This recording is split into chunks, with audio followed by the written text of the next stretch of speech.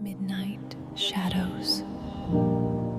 अगर आज रात ठीक 3:15 बजे आपका फोन बजे और दूसरी तरफ से कोई आपकी नसों के अंदर की आवाज में आपका नाम ले, तो कॉल मत उठाइए। क्योंकि अर्जुन ने उठाया था और उसी रात उसने समझ लिया कि कुछ पाप मरते नहीं, वे बस खून के साथ अगली पीढ़ी में चले जाते हैं। अर्जुन को अपने दादाजी के बारे में कभी विस्तार से कुछ नहीं बताया गया था।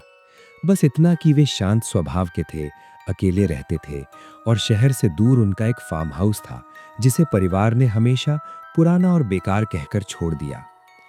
जब वो जमीन उसके नाम आई, उसने सोचा इसे रेनोवेट करके बेच देगा। वो प्रैक्टिकल इंसान था। घोस्ट्स, कर्सेस, पास्ट सिंस, इन सब पर उसे हंसी आती थी। लेकिन जिस दिन वो उस फार्म हाउस के अंदर गया, उसे पहली बार लगा कि कुछ जगहें खाली नहीं होती, चाहे उनमें कोई दिखे या नहीं।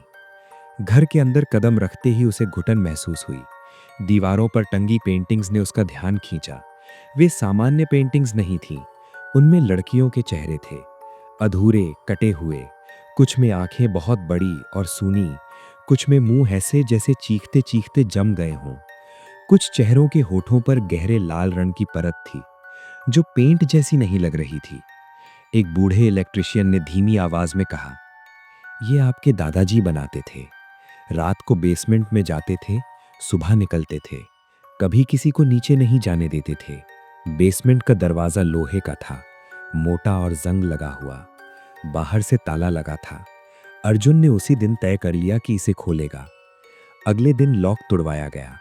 दरवाजा खुलते ही एक सड़ी हुई मेटालिक गंध बाहर आई, जैसे पुराने खून को फिर से गर्म कर दिया गया हो। मजदूर पीछे हट गए, कोई नीचे नहीं गया।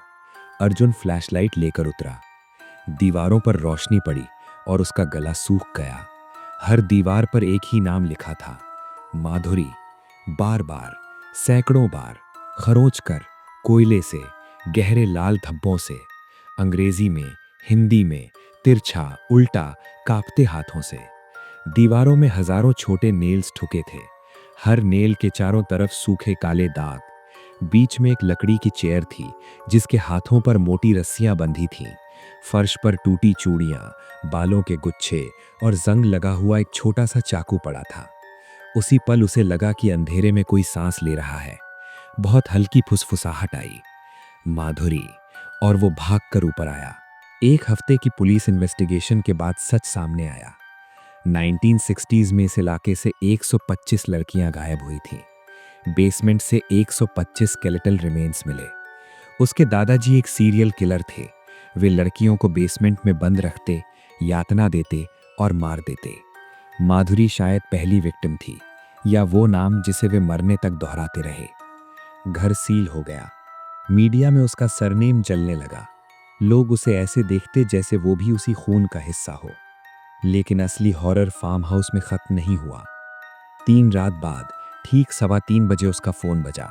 Unknown number. उसने इग्नोर किया। अगली रात फिर, तीसरी रात फिर, चौथी रात उसने उठा लिया। कुछ सेकंड साइलेंस रहा, फिर एक साथ कई परतों वाली आवाज आई, माधुरी। कॉल कट गया। उसी रात बाथरूम मिरर की धुंध में अक्षर उभरे, माधुरी। उसने साफ किया, नाम फिर उभर आया। हर रात 3:15 बजे कॉल आने लगा। कभी फोन साइलेंट होता फिर भी रिंग सुनाई देती, कभी स्क्रीन ब्लैंक रहती लेकिन स्पीकर से धीमी सांसें आती। अगर आप अभी ये कहानी सुन रहे हैं, तो एक पल के लिए अपने आसपास की खामोशी को सुनिए। क्या सच में सब शांत है? अर्जुन की नींद खत्म हो गई। स्लीपिंग पिल्स काम नहीं कर रही थी। दीवारों से खरोचने की आवाज आती, बेडरूम के बाहर कदमों की आहट। कभी उसे लगता कोई उसके कान के पास फुसफुसा रहा है। एक दिन ऑफिस में उसकी कोलीग प्रीति उसके सामने खड़ी थी। उसने पूछा, तुम ठीक हो? प्रीति ने बिना पलक झपकाए कहा, मैं ठीक नहीं हूं। अर्जुन के मुंह से निकला, तुम माधुरी हो। उसी क्षण उसकी आंखें पूरी काली हो गईं। मुंह के किनारों से गाढ़ा काला लिक्विड बहने लगा और कई आवाजें एक साथ बोली, मैं माधुरी हूं, मैं आयशा हूं, मैं प्रिया हूं। हम 125 हैं, हम नीचे नहीं रहे, हम खून के साथ आए हैं। कोई और कुछ नहीं देख रहा था, सब नॉर्मल था। अर्जुन गिर पड़ा। उसने अपार्टमेंट से बाहर निकलना बंद कर दिया। लाइट्स 24/7 ऑन, कर्टन्स बंद, डिलीवरी फूड, हर रात 3:15 कॉल, हर रात वही आवाज। उसने अपनी बहन को कॉल किया। तुम ठीक हो? दूसरी तरफ कांपती आवाज आई। भैया, हर रात 3:15 कोई मुझे भी जगाता है, कोई नाम लेता है, माधुरी। उस पल अर्जुन समझ गया कि ये उसके साथ खत्म नहीं होगा, ये खून के साथ चल रहा है। अब उसके अपार्टमेंट में सिर्फ आवाजें नहीं हैं, कभी उसे दीवारों पर नेल्स उभरते दिखते हैं, कभी फ्लोर पर गीले पैरों के निशान, कभी चेयर अपने आप हिलती है, कभी उसे लगता है 125 लड़कियां उसके चारों तरफ खड़ी हैं, गर्दनें टेढ़ी, आंखें खाली, और सब एक साथ फुसफुसाती हैं, तुम्हारे खून में उसका नाम है।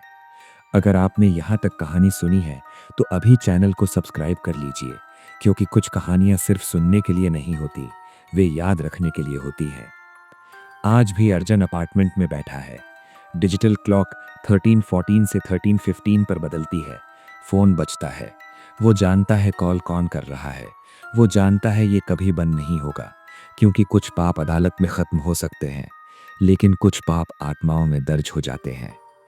फोन फिर बज रहा है, और इस बार शायद अगला नाम आपका हो।